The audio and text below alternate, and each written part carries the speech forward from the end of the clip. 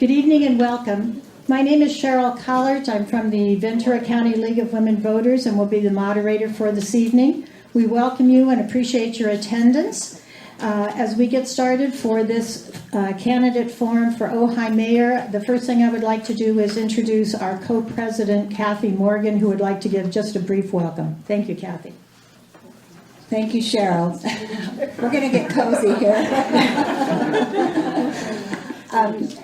So thank you for coming out tonight to hear from our candidates, and I want to thank the candidates for running for political office. That's a heavy lift, and our democracy depends on people running for office, so thank you so much.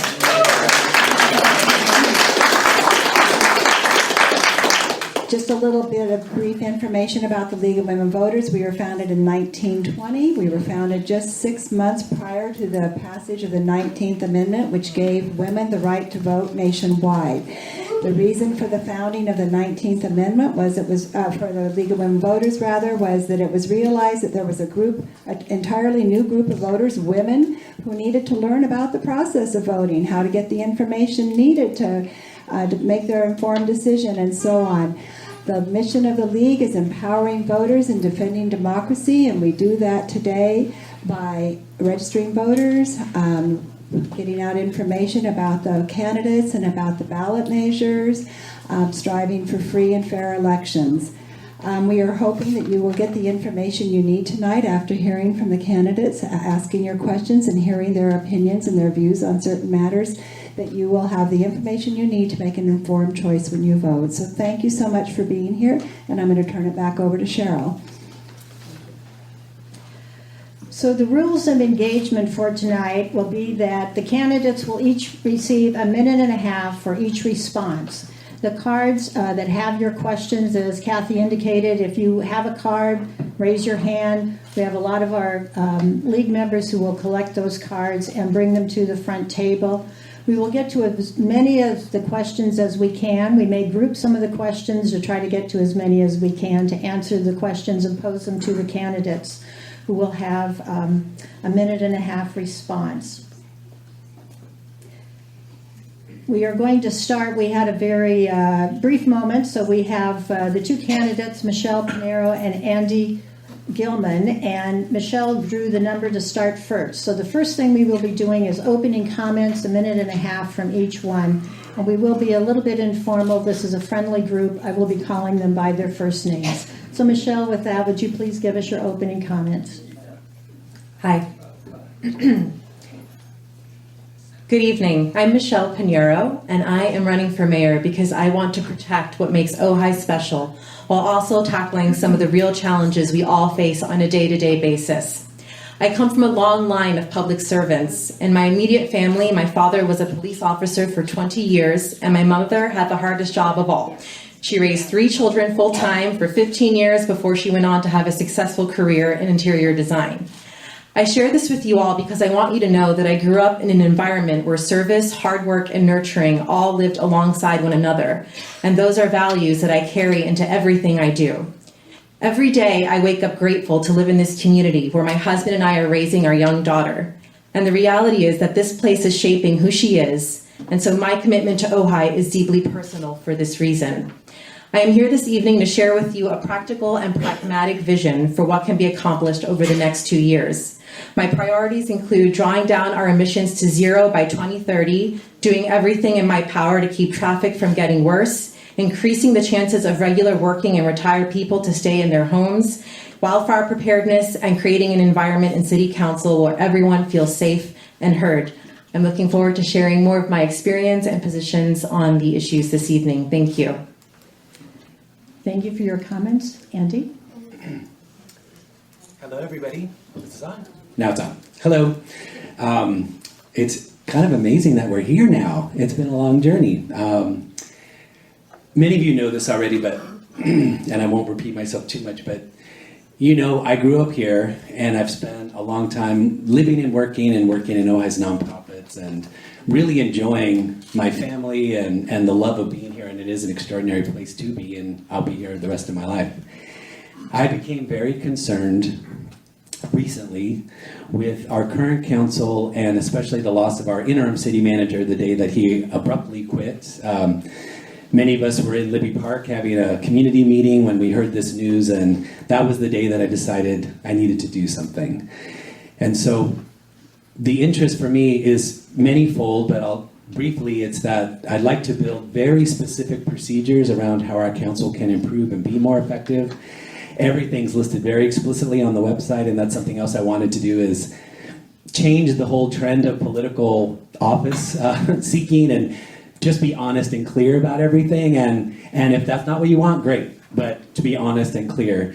And then secondly, there's a trend here, which is our OUSD enrollment is half of what it was in 2000, and our median age is 10 years over the last 2 censuses. If we do nothing, those will continue. So we'll talk more about those specifics, but thank you so much for being here. I'm very excited about it. Thank you.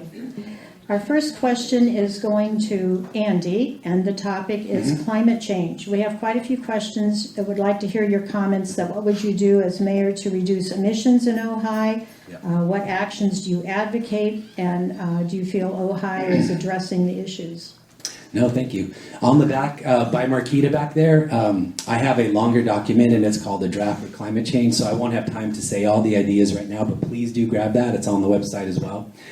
So there's not just one, and I do think that is the right approach. Not one big thing, but many, many things for us together. For example, here's an easy one, I think, and that is our paving project. So we are in the midst of paving in the city. Most of you know that. So, and I believe some work is being done on this preliminarily, and I'm happy to hear that.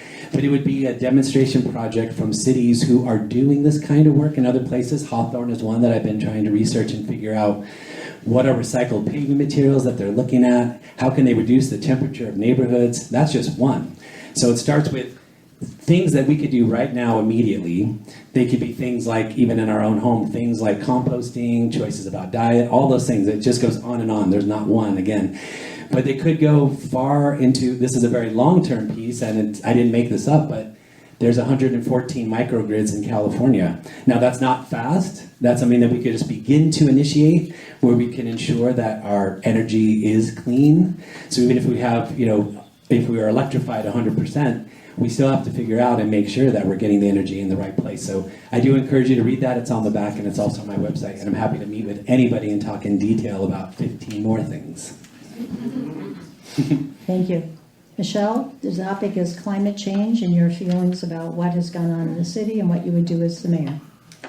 I am a longtime advocate for the environment, and I'd also like to mention that the Sierra Club has endorsed me, recognizing my years-long efforts and dedication to not only our planet, but also my local efforts and involvement. The science is really clear. Ventura County is the fastest warming county in the lower 48 states. For this reason, I'm committed to drawing down our emissions by 2030. We also have the second worst air quality in all of Ventura County, second only to Simi Valley, which is pretty incredible considering that we have no major sources of industry or any kind of truck routes that are regularly going through our valley. So the two main causes of our greenhouse gas emissions do come from gas from space and water heaters and our vehicular emissions. So given these facts, I will prioritize converting fossil fuel gas powered appliances in our city buildings and city fleet. We already have an inventory that was done pro bono, so I would like to accelerate the efforts to replace those. I would like to prioritize hiring a consultant to help us draft a climate action plan, which would be more binding and would plan for our climate for decades to come. I agree we should have a community microgrid, but we need to be prepared to accept grants through the IRA so that we can actually implement those things. And I would like to use the city newsletter to promote education and incentives for different sustainability efforts that residents can take. Thank you. Our next topic is the topic of housing, in particular the relationship of housing and the homelessness issues. The question will start with Michelle, and please discuss and provide to the audience some of your thoughts about accepting, or should the city accept, the $12.7 million grant to use for that issue, and also about the location of the new tent city as it is here. So Michelle, Start with you, please. I hope we get more chances on this because this is housing and homeless are like two different. First and foremost, my heart goes out to those that don't have a home. I believe that we need a solution that is both dignified and long-term. I don't profess to have all the answers, and I do have a number of concerns with the way that this has been approached. First of all, our city embarked on this effort with no plan other than to move people from city parkland into a parking lot. And the decisions that the council made to date were made absent through any kind of long-term analysis. So we don't actually know what we're getting into. It's nice that the state provided this money, but it had strings attached. And if I were elected, I would hit the brakes, kick it back to the county. We need county collaboration on this if we're going to have a long-term solution. And there's also the option to give it back. I mean, we don't know what the penalty clause is of that, so it's something to look to. The current plan places an undue burden on one specific neighborhood, and again, it's not a good situation for anyone. I also just want to make mention that I am really in favor of solutions that have proven models of success. The Santa Barbara Rescue Mission is a great example of this. They have a 2-track process, one that allows the unhoused, some people are not ready to be housed, so they get a place to stay overnight, and then the other track is a 12-month program, and that would be something that I would look to model, as that is a proven method of success. Thank you. Andy, your response to Yes, the mission. all the Thank you. questions are complicated. I'd like to separate housing and the encampment here as well. And we should get back to housing though, because I do think they're related, but it takes more time to talk about it. I would say that it's true that the city has made it very difficult and lost some credibility, in my opinion, related to how it's been handled. And we saw instances where things were in the paper and then they changed and the deadline had changed. So that made all of us very concerned. And for those of you who are at the council meeting, we also know that some of the locations that were presented by the Board of Realtors were omitted from consideration, and we don't know why that is. I would like to know why that is. So my answer is that I do believe we need to do something with the people who are here right now in front of us, including somebody that I went to school with here. And so I do believe that does need to happen, and doing nothing doesn't solve that problem, of course, and I don't think anybody's proposing that. But I would say we have to look back at the location that has been chosen does not seem to have followed the due process. And then secondly, we have not seen an articulated plan of what's going to happen there in terms of the program or the concept. So I'm saying everything that I also sent to the paper. So to articulate, we need a town hall on this right away with very detailed plans. Thank you. Moderator, his voice keeps going in and out. Yeah, I'm not sure why. I've tried to back off, so I'm not sure what's happening with the mic. Right. We're aware of the difficulty with the microphone, and the technical group is working on it. Thank How you. is this right now? Is that better if I'm right here, not closer? I won't move. A muscle. Okay. Thank you. So we're going to stay with the topic of housing somewhat. We've had additional questions on that topic. As you know, it's a broad topic. One of the topics has to do with workforce housing and the possibility of using and cooperating with the Ojai Unified School District for some of that property. And this time we start the question with Andy. No, thank you for asking. I support it 100%. I published that in the paper as well, and it is also on the bench back there. I believe that there's many reasons why it's a good thing. First of all, the entire board and the leadership team is looking at those policies, and I think it's a great thing to explore. Secondly, I think it solves many problems at once. For example, from the Economic Development Collaborative, we know from the census data that 2,500 people commute in every day for work. That means they work here but don't live here. And 2,200 people leave every day for work that live here. If we can curtail that, cut it back on both ways, in other words, there are more working opportunities here for people that they could come here, the people that could come here could live here with opportunities, and then secondly, the people who live here have more jobs that they could stay. I see the OUSD potential as really keen there. And secondly, I would go farther and say that the city should become a financial partner in this, and I think they're already investigating some initial staff housing there. And then further, the historic part that's in the front along Ojai Avenue, I would love to see the city rent that and have it be an Ojai hub, a nonprofit hub or a performing arts consortium of which we have support in the community already for that and plans. So to me, it's this incredible opportunity with a new board and you'll have a new council to build something really amazing.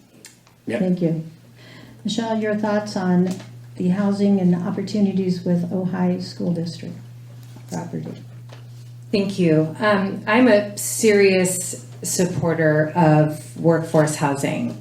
Have said that, the City Council does not make decisions pertaining to that. Under the new California law, AB 2295, the school district can make decisions without the concurrence of Ojai City Council. And in order to be sovereign in that decision, a portion of that development has to be made affordable. And the school district trying to create a revenue stream while also involving a developer and trying to make it affordable, as the young kids would say, the math is not mathing. It's just not possible. So the way that it was presented at the school board, that it will roll out in 3 phases, and the first pick would be to OUSD employees, and those affordable housing stocks will be gobbled up. The second tier is adjacent district employees, so that would expand it to Ventura and Santa Paula, which, the entire premise that my opponent is suggesting that it will, solve our greenhouse gas emissions, it's totally thrown out there. And then the third is government employee housing, so that's anyone in Ventura. So, and then those things will be market rate. We need to have housing that is actually accessible to, all district workers. Thank you, Michelle. The next question has to do with your qualifications and interest in serving as mayor. Questions include, why do you want this job? What qualifications do you bring to the job? You've not served on other public commissions and committees, so tell us a little bit about, again, why you feel you have the qualifications and the interest to serve. And we will start this with Michelle. Thank you.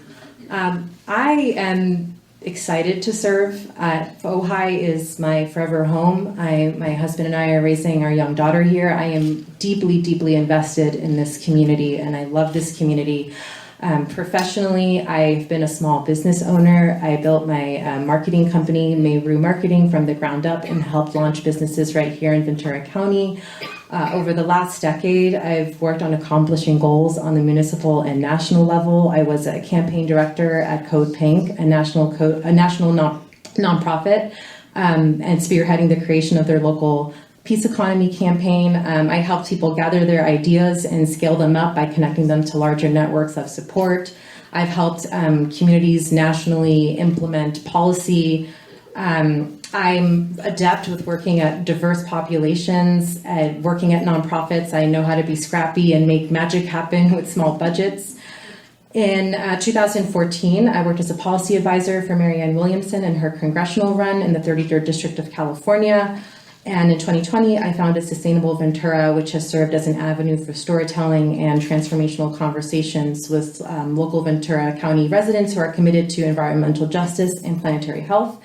And my educational background includes a dual degree from Ohio State in journalism and political science, which I think serves as the backbone to research and creative problem solving.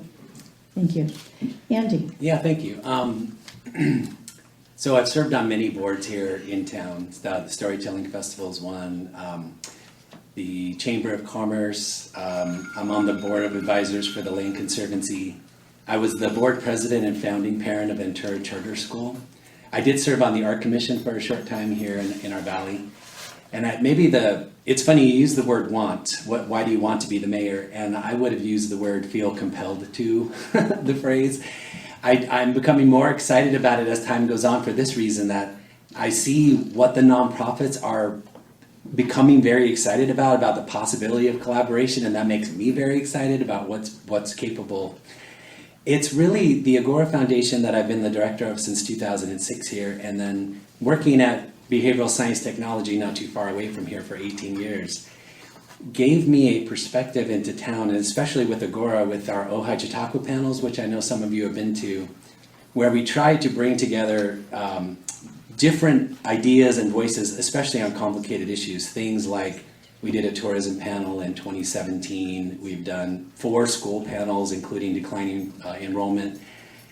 So those are the kind of things where we've tried to get as much database conversation as we can get and get people with different views in the room seeing each other's sides. And that's what I think our council and our city desperately need, and I hope to bring all those skills to that. Thanks. Thank you. Mm-hmm. Candidates, you're doing a great job staying on time. We appreciate that. Well, how can we We not? have, Here it is. so we have a question regarding governance, and we'd like you to address the issue of your leadership style, the ability to build collaborations with the other members on the council, and some of the issues that the council should be spending its time on. What do you think are the most critical issues for the council to spend its time on, and how do you build those bridges of collaboration and discussion? And the candidate to start will be Michelle. Okay, that was a lot. So, Excuse me, I made an error. The That's okay. candidate will be Andy. Okay, no problem. Well, there's a lot there. So again, topic And is governance. Again, I did write, there's many details on the website, and I call it the possibly the most uninteresting part of the website because it's so procedural.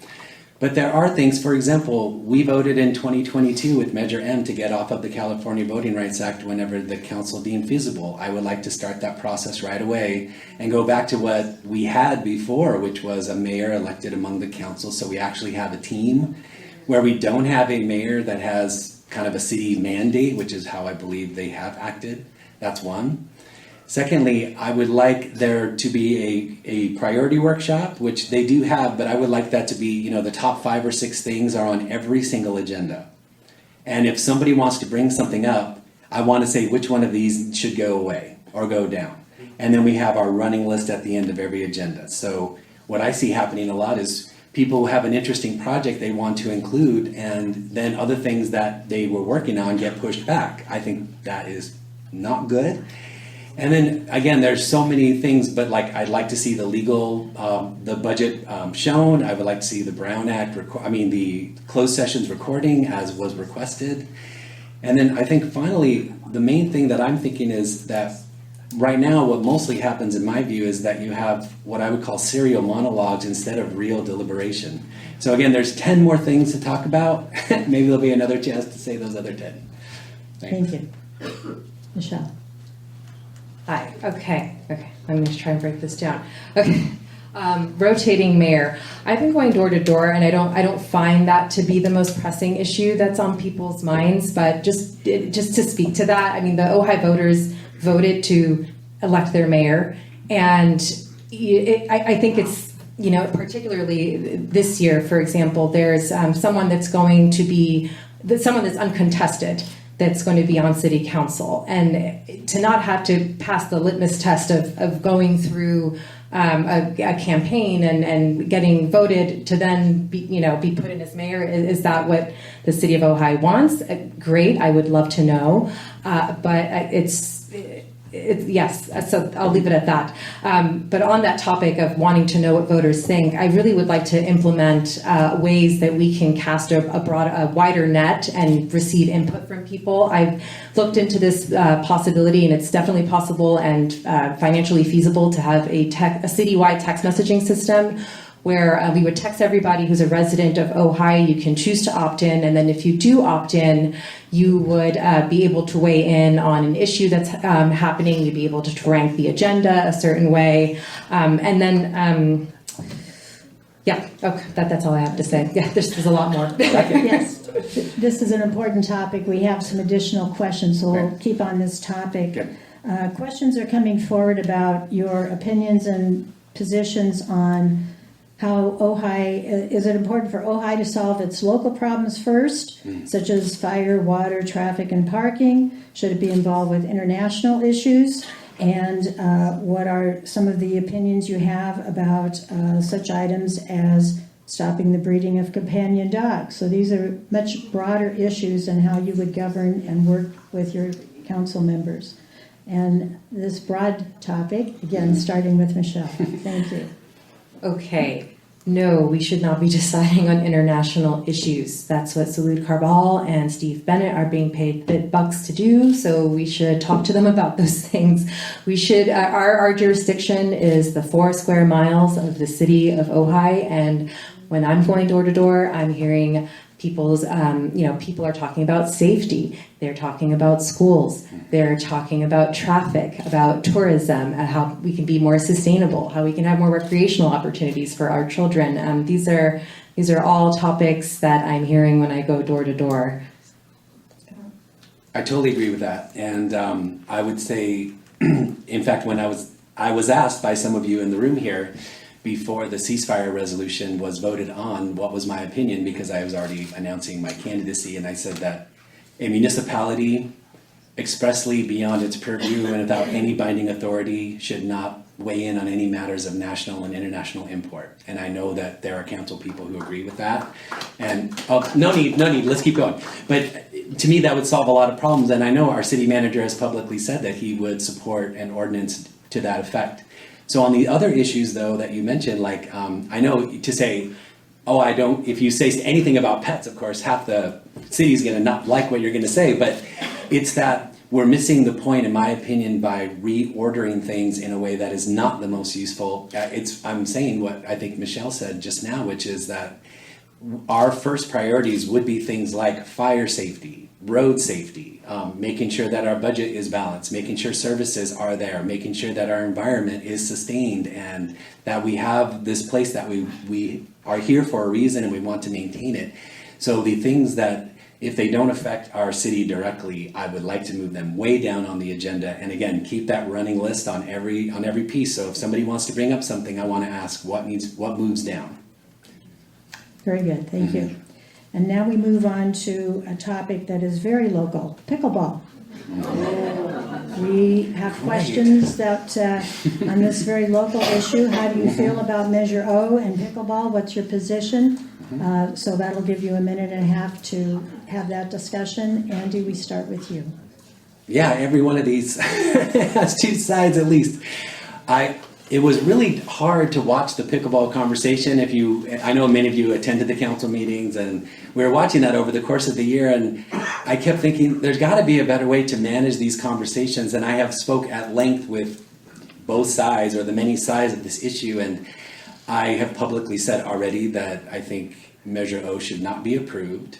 However, I also said publicly that I know that for example, the Soul Park, the bike trail going past the golf course, going to Soul Park, I know there's some plans already developed, like by Luis and the prior council. I would love to see that revived, especially in our current budget situation. We have the money to do it. Let's do it. That solves one problem, which is people can walk and ride now. And again, secondly, I know some of you might not like what I'm going to say, but I'm wanting to have that conversation to continue to say, the pickleball community, what would you like to see? And also the tennis community, what do you need out of, let's say, the courts that exist? I still think more conversations can be had. That's my answer. Thank you. Michelle, your discussion on pickleball and Measure O.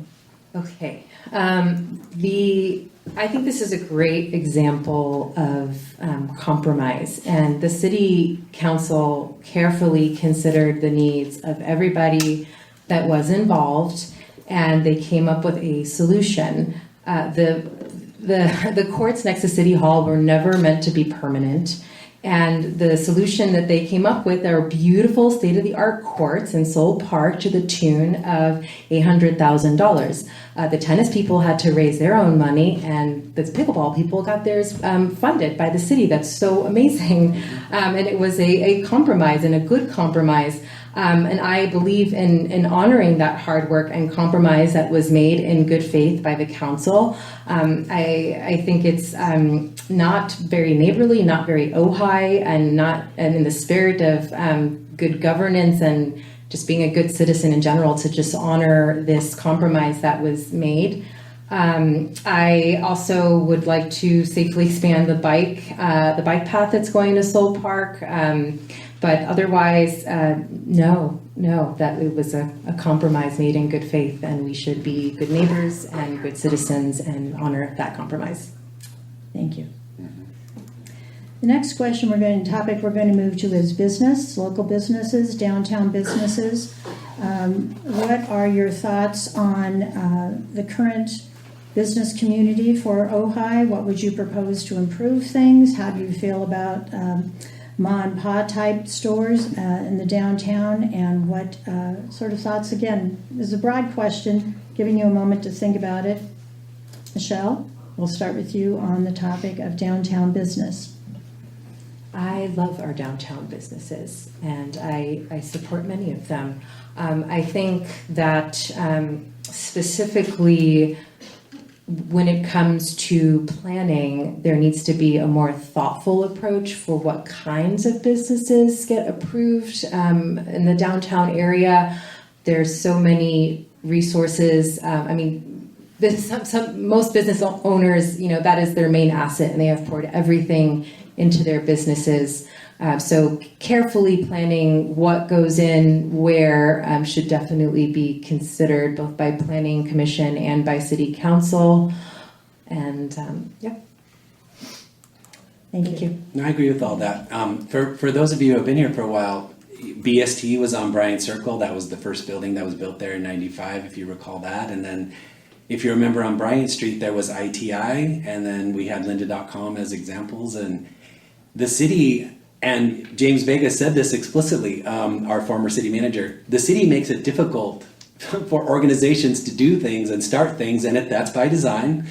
And I love the way that we don't have chain stores here. I fully support that. I don't want any of that to change. What I do want to change is that, again, I'm thinking of the Economic Development Collaborative and Bruce Stensley there. The county works with cities that have a staff person that is working by the will of the council and the staff to attract businesses that they want to be here. And I would like to pursue that, where we could look at a business that we think it's clean, it's something we would like. And again, when you say the downtown businesses, that's mostly tourism, and that's where the job growth has mostly happened. But what I would love to do is say, let's attract businesses that actually afford more of a wage where people can live here. That's probably not downtown exactly, but it's more like saying that's the work that we're going to have to do.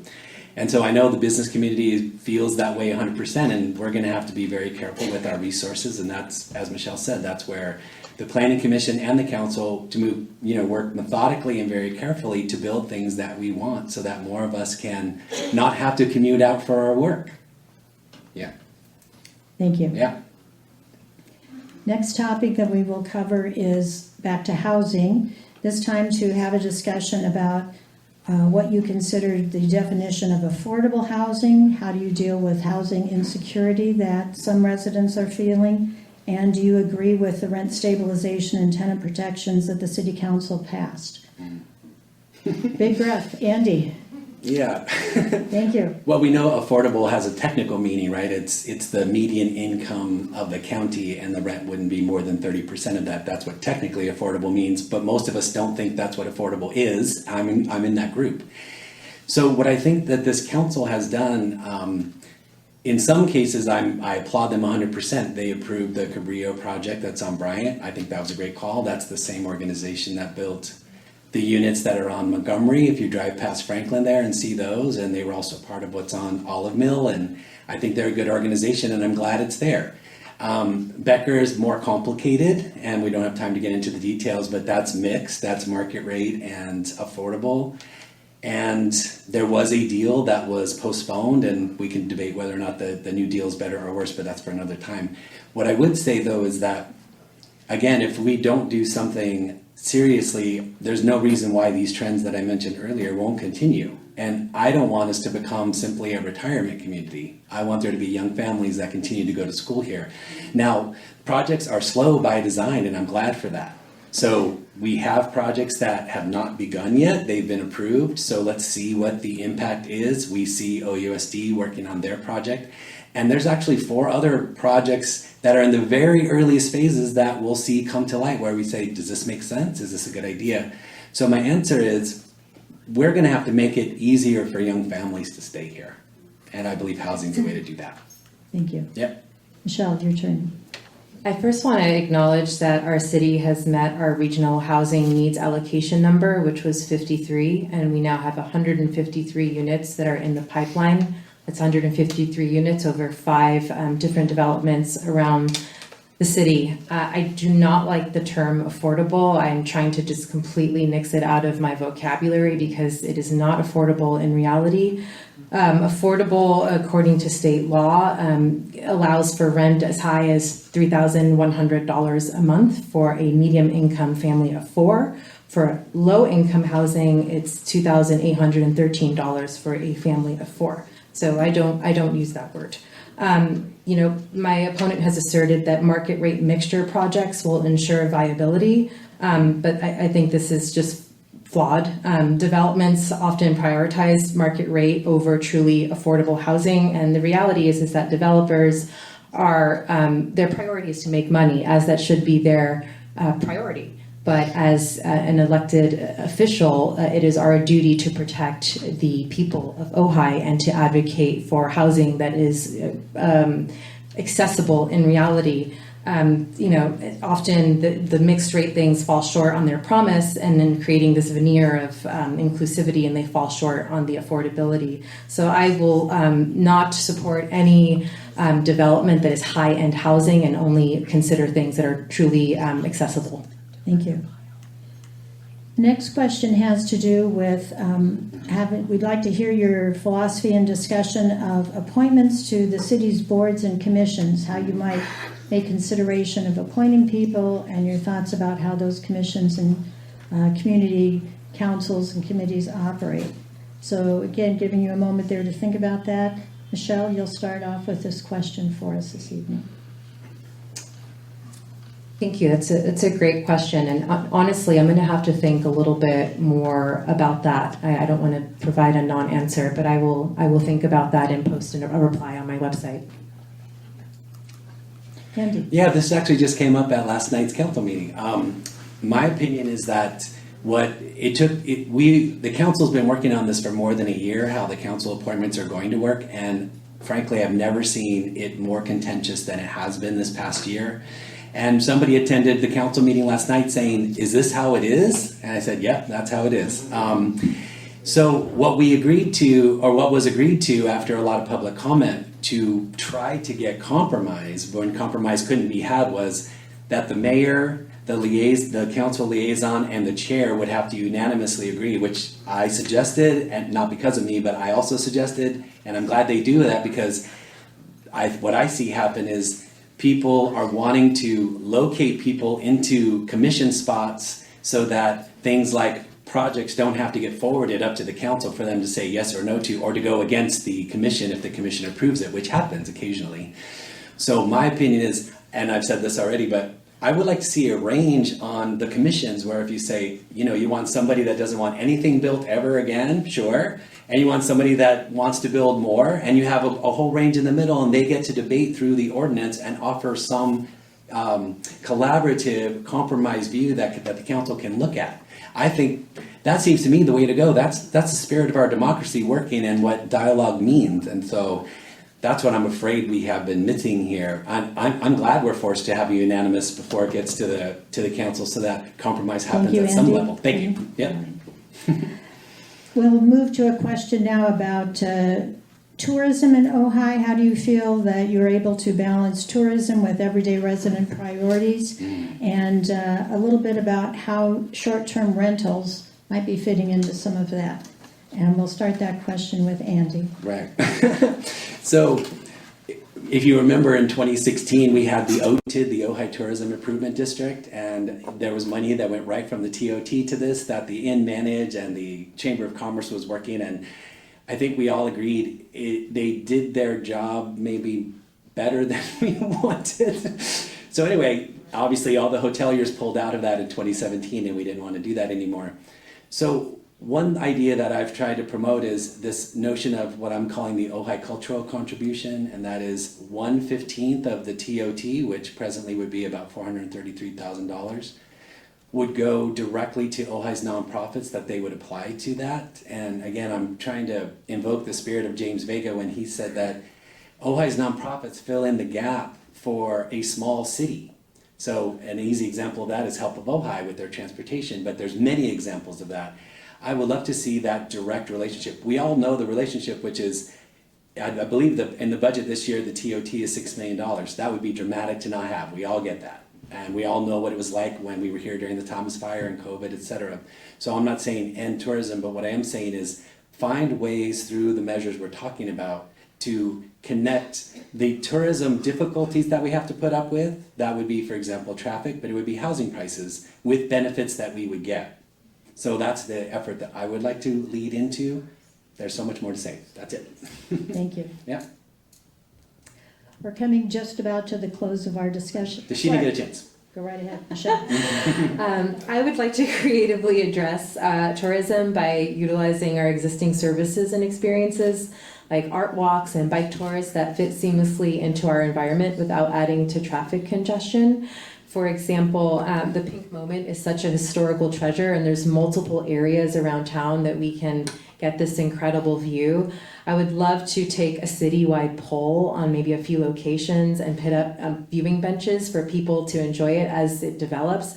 I think this would be a really great opportunity to also commission local artists so that each bench could maybe have a theme. We could make it part of our art walks, which would increase accessibility, and they could serve as extra stopping points. I really am all about just combining and maximizing the assets that we already have. We can package experiences like the walking art tours and mix it with gallery viewings, and we can support our local businesses by maybe coordinating it on a day that the Pinhole Coffee Van has popped up, and just having that kind of relationship between ways that won't add to our traffic congestion, but also really play to the strengths that we have in our community. Thank you. We will go to our final question. We have lots of questions. Thank you so much for all the many fine questions. I'll review those topics with you in a moment, but the final question we'd like to ask this evening is your vision. What do you see as the vision for Ojai over the next 5 or 10 years, and how can you contribute to making that vision come true? And we will start that with Michelle. Oh, my vision, okay. We have drawn down our emissions to zero. Our streets are safe. They're well lit. From the crosswalks are well marked and well lit. We have well marked bike lanes. Our tree canopy is expanded. We have bioswales going through our sidewalks, and we're capturing our rainwater. Our businesses are thriving. We've made smart land use decisions, and it's not adding to our congested streets or traffic. What else is my vision? My vision is just an Ojai that is viable for the next 40 years, that we are prepared for fires and droughts and all sorts of disasters, because we have equipped our citizens with good information. And up to that end, I wanted to share that I also would like, for fire preparedness, I would really like to install 2 warning sirens in our town so that we know when something is happening. And I also looked into the budget, providing hand-cranked radios for every household. So when you hear those sirens, you get tuned into the radio, and it's not dependent on power or electricity. So just, lots of little practical things so that we can all feel safe. We have a microgrid, a community microgrid. Oh, there's so much more. I could go on and on. Thank you. Thank you. No, I like all those things. I love the hand crank radio idea. That's awesome. I think what I would add to that, I like all of those things. It would be that we would see some measurable things like OUSD enrollment would be ticking up. That would be the trend that we're seeing. I think that's going to be a key indicator. And I'd like to see the median age at least leveling out, not continuing to go up. I think that's another key indicator. And then I'd like to see, again, I know on the weekends we probably think, oh, the traffic's really, really terrible. And I know some of you have expressed to me, I don't go downtown on the weekends. Some of you say you do. I get all that. The most traffic happens with commuter traffic. That's the Caltrans data. And so what I'd also like to see then is you see, oh, the traffic's reduced. And the traffic is reduced because people who are living here are working here. For example, that we see those measurable things there that we can point to them and realize that. And this is another very specific thing, but I used to sit at Azu all the time, and I would look across the street at OUSD, and it's true, it's the school, it's not the city, but we can be partners in this thing, and I always thought, there should be a permaculture garden across the street, not that shaggy lawn, and then what you see is all the beauty or the most important things that Ojai is interested in, they happen on that campus there somehow. So it seems to me there's wonderful ways that we can then say, let's put our money and our work, our effort into our priorities and make those things happen in ways that are measurable, and I think they absolutely are. Very good. Yeah. Before we go to our closing statements from each of you, I would like the audience to express their appreciation for having you this evening. And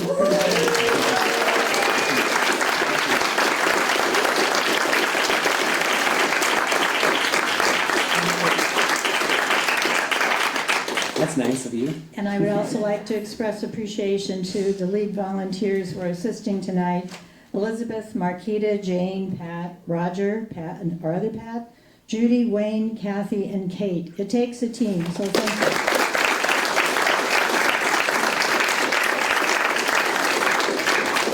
So now we have time for your closing statements. I will indicate that we had questions, just a wonderful variety of questions. Everything from what kinds of ordinances are you interested in, details on the TOT, something about the electric trolleys, what are your special interests and who's influencing you, a lot of questions. We're going to conclude, one that did come up several times and is appropriate for your closing comments. Let us know who some of your endorsements are as part of your closing comments. And the first to start on closing comments will be Andy. Aren't I ending? Yeah, I think so. Yeah, I think Michelle's starting and I'm ending. Is that right? Michelle started. Oh, Michelle started first and I ended, so I'm starting. Sorry, I forgot that part. Okay, well, let's see. I guess my first challenge is going to be actually to all of you in this room as well, which is that, in my opinion, we have had very contentious election cycles. And what I hope we can do is, the candidates usually didn't very directly get involved in being contentious, but their supporters did. And what I would like to encourage is that I believe Michelle does think this, is that we encourage our supporters to, let's focus on the issues and then present them clearly and let the city decide how they want to go. And it seems to me we can buck this national trend of saying people who don't agree with you are traitors. Let's not do that. We cannot do that. But that's up to us in this room, and it's up to us on Facebook or next door not doing that. Now, you could do whatever you want, but it seems to me that that's a way forward. On endorsement, what I tried to do in trying to bring this group together is to say, I'm going to fund myself. I don't want anybody else funding me.